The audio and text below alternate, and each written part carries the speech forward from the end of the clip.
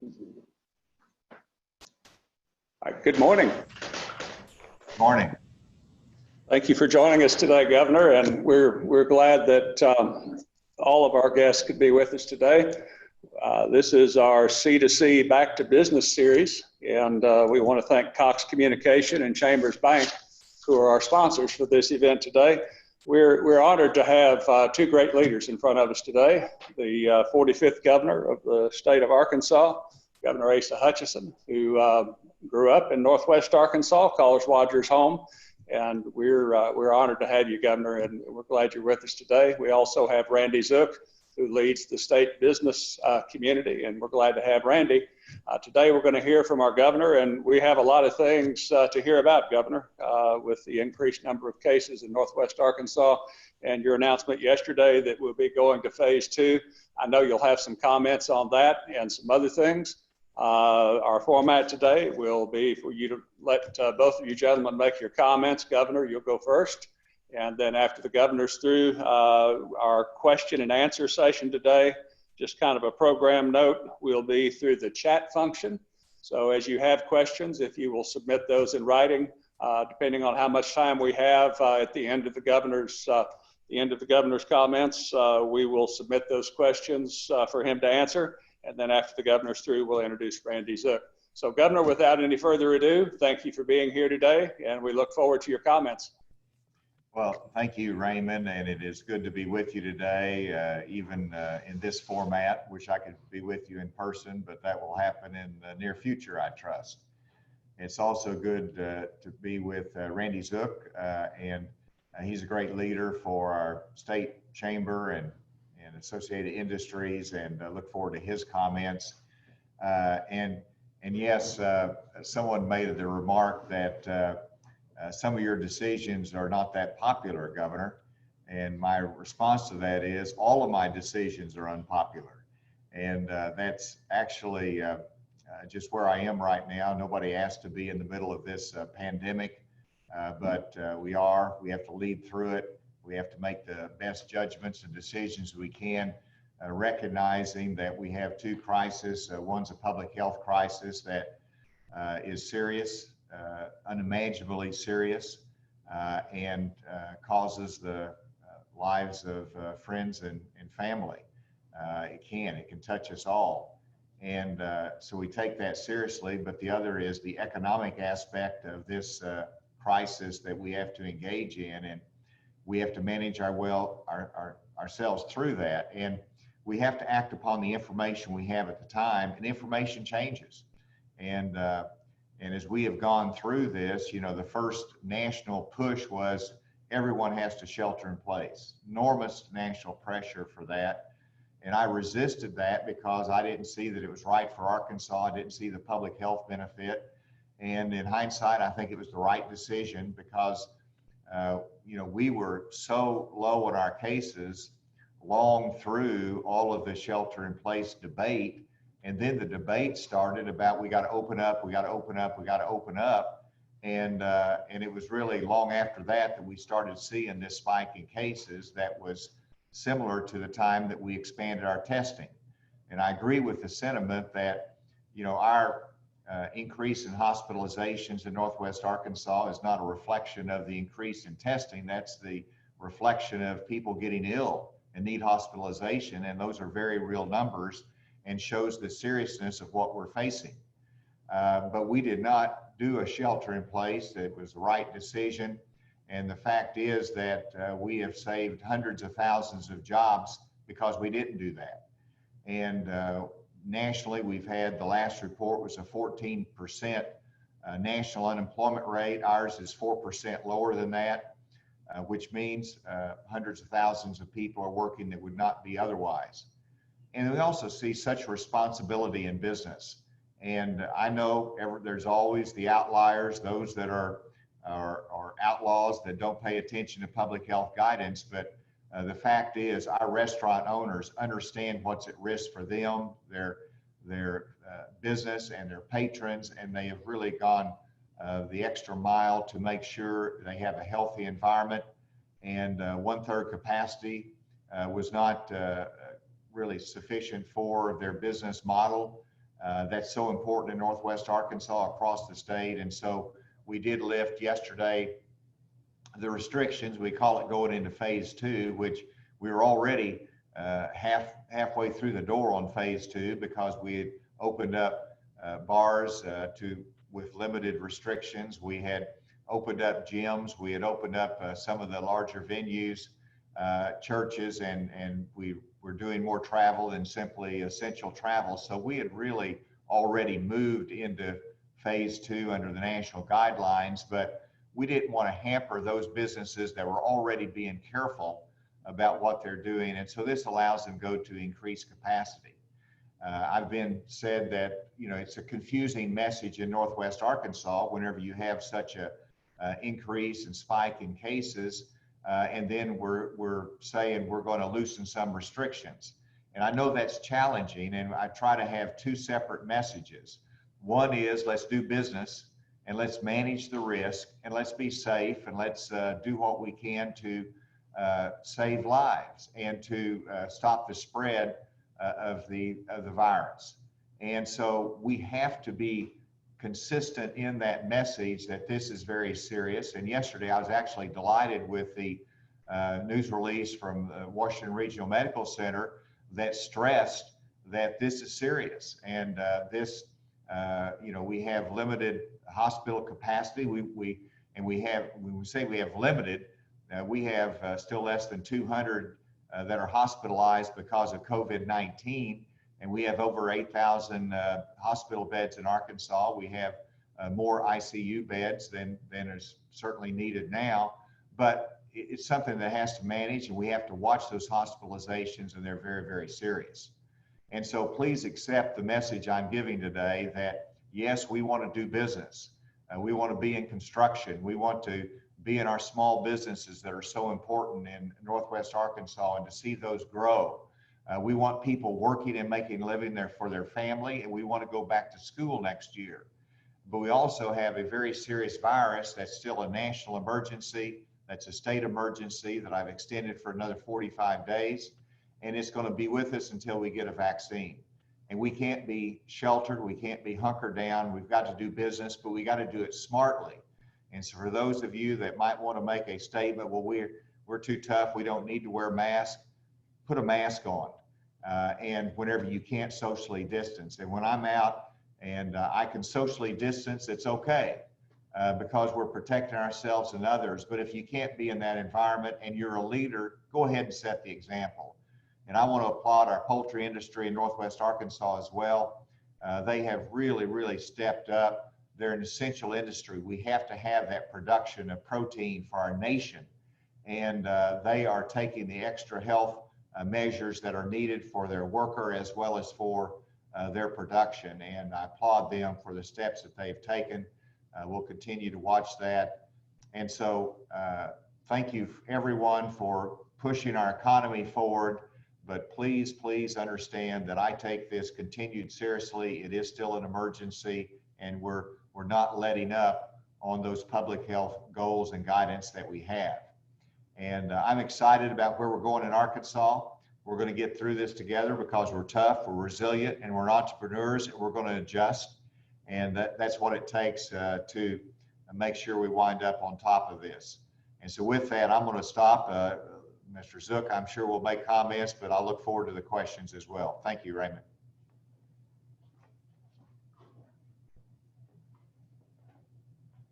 I can't hear them right now. Okay, I'm sorry. Can you hear us now? Okay, while we're waiting for a few questions to come in for you, I'll just say that while we are working from home and we meet on a very regular basis, our staff, you're brought up almost every day, because in every staff to-do list and every staff I've done list, it's we watched or we're going to watch the governor's press conference today. You and Dr. Smith have made some really challenging decisions, but you've made good decisions. And that's the same message that's coming from Mayor Hines in our city hall, is if you want to find out where we are, if you want to find out what we're doing, if you want the most up-to-date information, listen to our governor. And I think if we miss this opportunity to thank you and Dr. Smith for all the good that you have done. You've handled this in absolutely the very best way that any governor could. And I can tell you that my friends in other states are envious of Arkansas and envious of your leadership. And the business community appreciates you and everything that you've done. So with that, we'll see, do we have any questions in yet?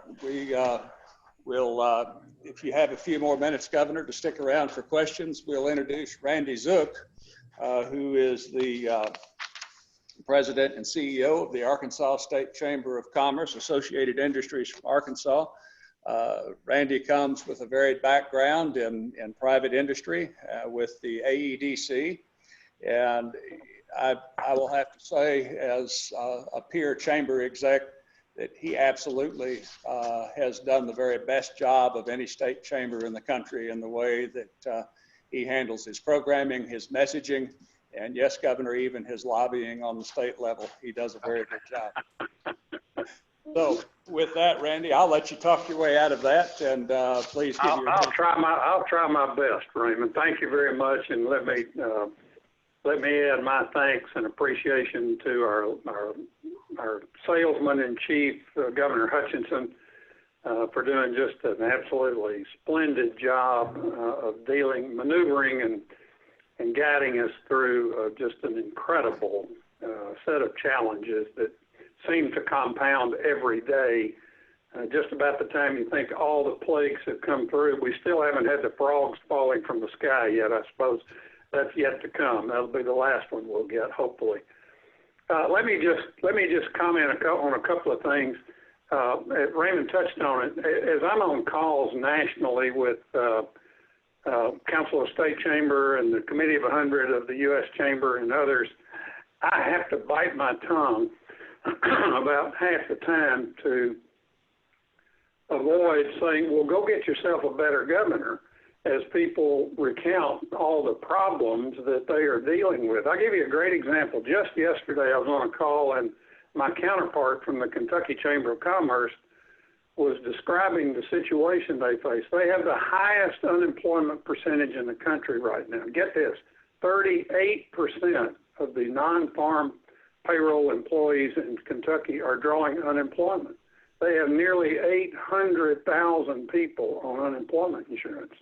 We don't know from trouble. And a lot of it has been because of the way the governor undertook this at the very beginning of it. We didn't slam everything shut. We allowed many, many businesses to continue to operate, albeit at maybe reduced levels in some cases, but in lots of cases, our industries, especially our manufacturers, have just not missed a beat. I continue to marvel every day to learn of companies that are breaking records in sales and production. It depends on the sector of the economy in which you're engaged, but many of our manufacturers have, I shouldn't say most because I know I'll hear from somebody in 5 minutes saying, well, I'm in a heck of a mess. But most of our manufacturers have been able to sustain a pretty high level of activity and have been able to keep people employed. We have used the shared work program through the Department of Workforce Services to keep lots of workforces together. The message I'm beginning to try to get across to our members and entire business community in Arkansas is that be planning to come out the other side of this thing, because this is an extraordinary opportunity for smart, strategic, engaged business people. We have never had this much liquid capital available. The Fed has backstopped the economy in ways that will be PhD dissertations for the next 30 years are going to be written about how the Fed dealt with this financial system challenge as in their role, and also the way the Congress and the Trump administration have dealt with it. We have not held back on anything. I heard a comment this morning that from one of the Fed officials that only about half of the big CARES Act funding has actually gone into the economy so far. there are hundreds of billions of dollars still waiting to get into the economy through all the means that's happening in the enactment of, or the enactment of that piece of legislation. So this economy is well funded. A lot of that is reflected by the extraordinary performance up until today of the stock market. So my point is that there's opportunity lurking in this mess that we're dealing with. Now, the fact is we have made about a 2-foot jump on about an 8-foot ditch. We've got a long way to go before we're out from under all of this, from the health side. We're still a good ways away, though there are exciting developments nearly weekly around treatment protocols that are improving, medicines that are improving, and of course the research on vaccines. So I'm still, the glass is half full kind of a guy, and I see us coming out of this thing as a result of smart people working very hard with the stakes as high as they are today. So we're going to get some good news out of the smart folks in the labs who are working on these issues sooner than later. But in the meantime, as the governor put very well, we've got a lot of work to do, and business people have got to accept the responsibility of leading their, not only, in many cases, not only leading your employees, but leading your customers to do the right thing. It's inconvenient, it's irritating, it's a hassle, no question about that, but it's not that big a deal to wear a mask.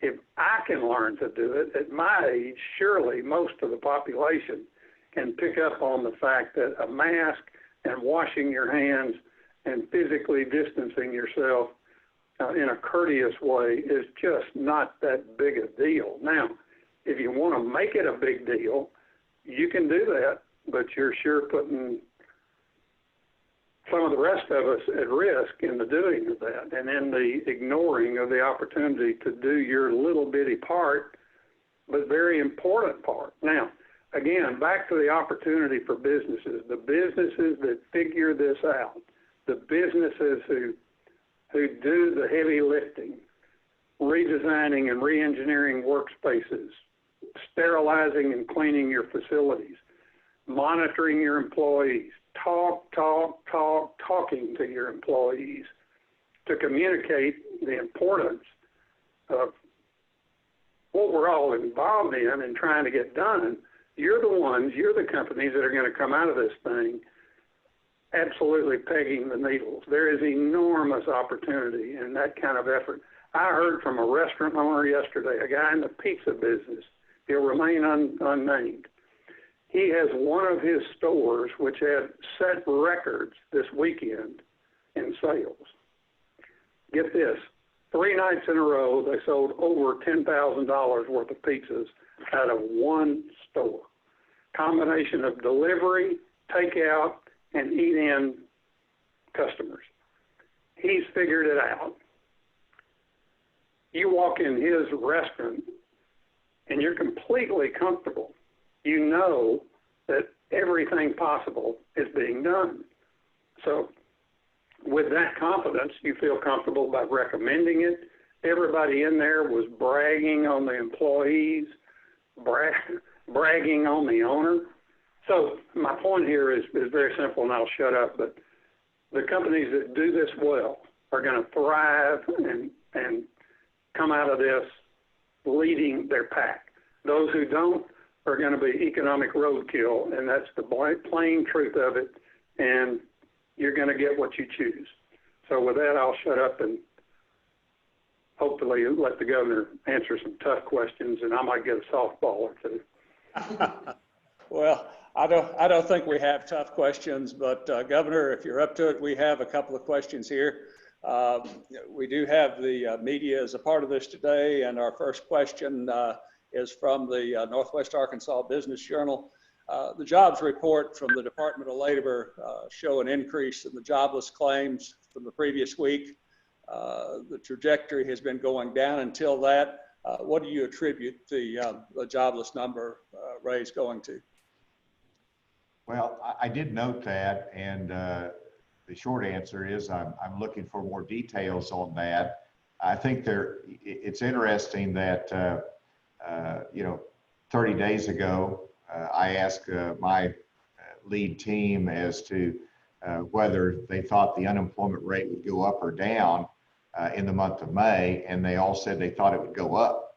And I think it's just the residual effects of some slowdown in the economy nationally, because we're producers here in Arkansas, and if the economy is shut down in Kentucky, as Randy says, and in New York and California, that impacts our production capability, and so our manufacturing lays off people because of that supply chain, and the demand has been reduced.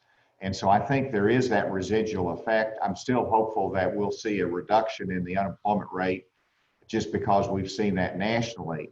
But I think that's what you've seen. You saw some downward trends, and then you had an uptick, and I think it's because of what's happening nationally and not what's happening here in Arkansas. Our second question kind of is related. How well is the Department of Workforce Services handling the pandemic unemployment assistance? And do you know what the number of requests are? I mean, is the trajectory going up? Is it going down? Well, of course, the pandemic unemployment assistance is for the self-employed, those that usually do not qualify for unemployment assistance. And first of all, that system has been built. It is operating well, it is secure, and the money's going out the door. And so I'm thrilled with that, because that's money that we're getting to really rebuild the economy a step at a time. And we've had many notes from people that have received that and say what a difference it makes in their individual lives. So that's working well. The unemployment assistance as well through Workforce Services is going out the door. That's going to be a constant issue, because every week they have to file their claim. Every week they have they might have questions, and new people might come on as other people go back to work. It is important that we continue the extra assistance to the unemployed and those that are struggling right now, but we want these people to go back to work. They want to go back to work, and we want to make sure that they 99% of them are going to want to do that, but a few of them are going to say, I'm pretty comfortable. And so we want to make sure that we reinforce you got to be looking for work. If a job is offered to you, you need to go back to work. And so that's a process that we'll continue to strengthen. But the numbers have stabilized, and I think you'll continue to see that. Good answer. Thank you, Governor. Another question here is, what's the one thing, if anything, that would change your mind or make you slow down the process of reopening Arkansas? Well, I think the process of opening is almost unstoppable, just because people want to make a living. Now, what you've got to watch is the hospitalizations. And that's the most important factor, because that means people are really sick. They could be on a ventilator, but they're serious when they go to the hospital. And so, that's a matter of resources. And I applaud the hospitals in Northwest Arkansas that not only do they have their specific capacity, but they have a surge capability as well. And so we're well positioned for that, but that's something that we watch very carefully. Now, what will cause us to change course? I think it's new information and new data. If we see that there is an outbreak in one restaurant, then we're going to look at that restaurant and say, you've got to do better. We've got to shut down. We've got to do a deep clean. We've got to do our contact tracing. But if we have in one industry, it going rampant and it's a problem that's more than just an isolated incident, then we'd have to re-examine the restrictions that have been lifted and maybe should be put back into place. And so it's really up to the safety precautions of each individual business or industry to make sure that they protect their customer base, they protect their business model. So that's something that we look at. I just look at our hope for the future is being able to manage the virus, and that is through protecting our own individual health and others, the ones that we love. And we're looking at, in our nursing homes, for example, that we've prohibited visitors going into nursing homes now for 3 months, and it just breaks your heart. And so we've got to get to the point that we can allow visitors of loved ones back in a nursing home environment. Sure, you want to have the testing done, and that's why this month we're doing testing of every nursing home resident and of the staff. And so then we want to put the protective measures in for somebody who might go in to visit. And so that's how we're managing it, trying to really look at ways to restore life and not restrict life. And that's the approach that we're taking now, keeping in mind the seriousness of what we're facing. Governor, thank you. I have a question from a member of my board, in fact, a member of my executive committee, who's a local manufacturer here. And first of all, she thanks you for the daily updates and everything you've done to support business, including the Ready for Business grant, which they received. They manufacture products that are used in law enforcement. And given the nationwide economic impact of COVID, compounded by auto manufacturer closures, her question specifically is, do you expect to see any impact on the state's law enforcement budgets as we go through the rest of the pandemic? Well, first of all, I thought that question might lead to the protests that we've seen and some of the language that we've seen across the nation about defunding the police. And let me assure you, we're going to fund law enforcement. They're critical for public safety. They do an incredible job. They risk their lives for us, and we support them in that effort.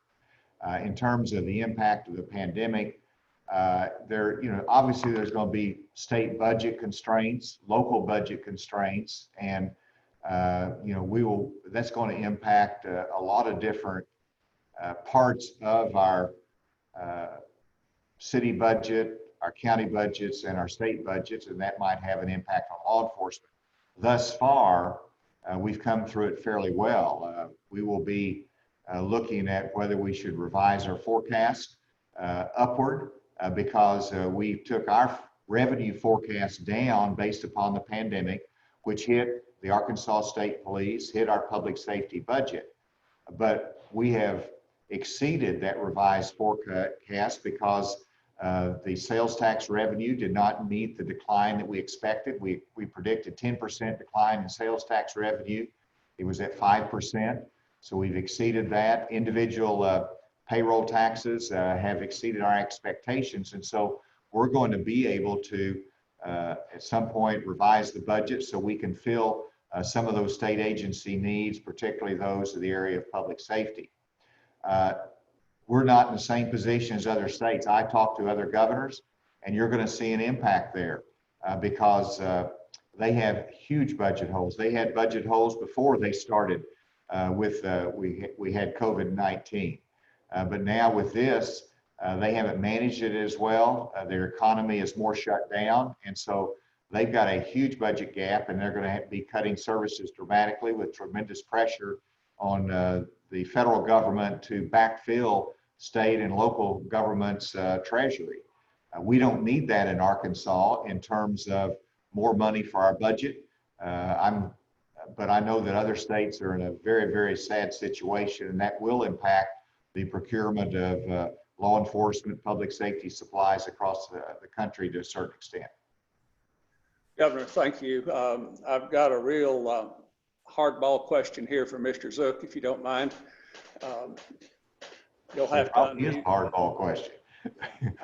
I understand. You'll have to unmute, Randy, so we can hear you on this. Don't, you're fine. You're good. Okay.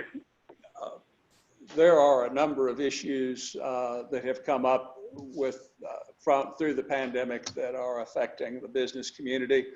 Product liability is one of those, or just liability and lawsuit reform for businesses. There have been a lot of other needs. If you could, what are some of the most critical needs that you see, whether it's tort reform, or whether it's more cash, or what does the business community need, that extra push to get it going as we start to reopen? Great question, and it gives me a chance to applaud my Economic Recovery Task Force. Randy Zook serves on that, but Stuart Walton from Northwest Arkansas was chairman of that, and they've made a series of recommendations, one of them being liability immunity as a result of this pandemic that will help relieve some of the pressure on businesses and worry on businesses as they start back. That's certainly right now being circulated among the General Assembly to see if there's a level of support for that. And I'm supportive of that if we can get a consensus on that, whether that's in a special session or whether that's next January. I hope that that's something that can be accomplished. In terms of the broader needs of business, as Randy pointed out, there's a lot of the CARES Act funding that still has not been spent. And the CARES Act funding flows in different ways. Some of it flows directly to higher education, to schools, to hospitals. And then you have another amount that flows through the state government. We had $1.2 billion. We've already allocated part of that for the Ready for Business grants that many have already received. We have put money into hospitals. We put money into help supporting hospital workers in bonus checks that have not got there yet, but we want the hospitals to accelerate the getting of that bonus checks to them. But in terms of the needs of businesses, I think you've got to continue to look at small businesses. They're the ones that have the greatest impact, and sometimes it's a small infusion of cash can make a big difference for them. I know the Ready for Business grants did. I think we have to look at whether we need to have another round for our small businesses in Arkansas. I know that our tourism industry has been hit dramatically, and our lodging industry. That's very expensive, tax bill, not tax bill, but a bill that they need to have filled, and we'll have to see whether what's the best use of the remaining resources that we have and how we should allocate them. But there is some additional money for economic development assistance, and I'll be looking for your leadership and some of your guidance and ideas as to how that can be best applied. Governor, thank you. Randy, you want to comment on that? Yeah, I would like to add one thought. All of what the governor just said is absolutely on target. One idea that is beginning to get some legs, I think, centers around using this opportunity to upskill a lot of people who are sidelined right now due to unemployment. It's an enormous opportunity to put people through some short-term training as they're being paid as they're getting their unemployment benefits. We've got enormous resources in the 2-year community college system as well as the 4-year college system. We've got CTE systems in the K-12 structure that are sitting there idle right now. So there's an enormous opportunity sitting there if we can figure out how to get our hands around it. We have the money available, not only through the CARES Act funding, but also the normal course. This model was used back in the day in the TANF system where we paid people to go to school. Think about this. If you put somebody through a 10, 12, or maybe even 15 or 20 week program, 8 hours a day, 5 days a week, pay them a living, sustainable unemployment rate to be in that classroom, cover the tuition, use the resources that are already in place in terms of equipment and instructors, we can come out of this thing on the other end with a much better prepared, much more skilled, much more valuable workforce, able to generate far more sophisticated product and manufacturing than we can today. And the governor's PET program coding, you can teach people, and with the aptitude, how to be a very highly compensated computer coding systems analyst or whatever in that 10, 12, 15-week period if they're going full-time every day. Likewise, you've got this whole tidal wave of automation that's coming at us in the manufacturing world, and we can get people ready to take advantage and be contributors and value builders in these businesses if we skill them up around robotics and automation systems and give them the tools to not just make a living, but to create a career and to support a family, not just to stick to low wage, low opportunity, dead end kinds of work situations that so many are stuck in because they simply aren't prepared for the challenges of today's workplace. It's a huge opportunity, and I'm gonna wear the governor out and his administration about let's do this and let's do this now. This is not something that can wait 6 months or a year, but we've got every one of the necessary ingredients to bake one heck of a cake with this thing if we'll simply seize that opportunity. Randy, those are all good thoughts. Governor, you get time for rebuttal, or I can go to our last question. Well, I agree totally with what Randy said. We've made workforce education a priority, and this is an opportunity to put extra money in there and there is an emergency. It's better to do it now than it is 6 months or a year from now. And so we need to do that. Randy, I welcome specific plans on that. There's a couple different pots of money that we can utilize for this. And so let's get her done. All right, that's a great answer, Governor. Governor, we'll give you our last question for the day, and we do appreciate, again, you being here today. The next legislative session is coming up, and we know that you're dealing with a lot of issues day to day, but I know your thoughts have probably turned to January if you don't have a special session before then to deal with some of these issues. You have some things that are on the top of your list as we prepare for the next legislative session. Wow. And we have turned our thoughts to it. We actually have been starting to prepare and work with my cabinet as to what the right agenda is. I assure you it's going to be a pro-growth agenda because as we hit next January in the session, we'll be coming back out of what they've actually already classified as a recession, and hopefully it's short, but we'll be coming back out of that. And so we need to have a pro-growth session of the legislature as we've had before, and that will be one of my top initiatives, which will include, of course, continued emphasis on the workforce education training and making sure our workforce is skilled, but also helping to boost those industries that have struggled because of this pandemic.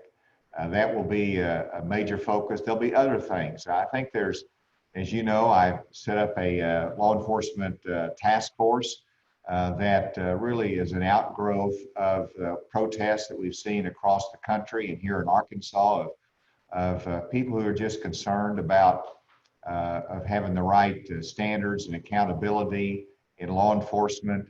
And so I think that will be part of the agenda for next year because we'll have recommendations coming out of this task force that's just starting. And this should be considered both as instructive on what are the right guidelines for law enforcement, standards for them, but also accountability, but also how do you recruit and retain those that are really qualified and doing a good job there. And so the benefit side, that has to be a part of the equation as well as to how we can better support our law enforcement community. So those will just be a couple of things. There'll be many more as time goes on as we get ready for the session. Governor, thank you. Governor Hutchinson, the 45th governor of the state of Arkansas, and my primetime TV star, along with Dr. Smith, 1:30 every day. Hey, Randy Zook. don't forget Eddie. Eddie, my deaf interpreter, is a part of that trio for that 1:30 session. If we get to have a banquet this year, Governor, if you'll bring Eddie up here, we'll give him a trophy and an award. I promise you. And Randy Zook, who is the head of the business community in Arkansas, we thank both of you for being here. I'll remind you that cool kids and cool people wear a mask. I hope that you all will wear yours. We all have ours. Socially distance and be safe. We again thank our sponsors for the C2C series and Back to Business program, Cox Communication, Chambers Bank. This will be available for rebroadcast soon on our social media network. We thank you, gentlemen, for being with us today, and you stay safe. Thank you.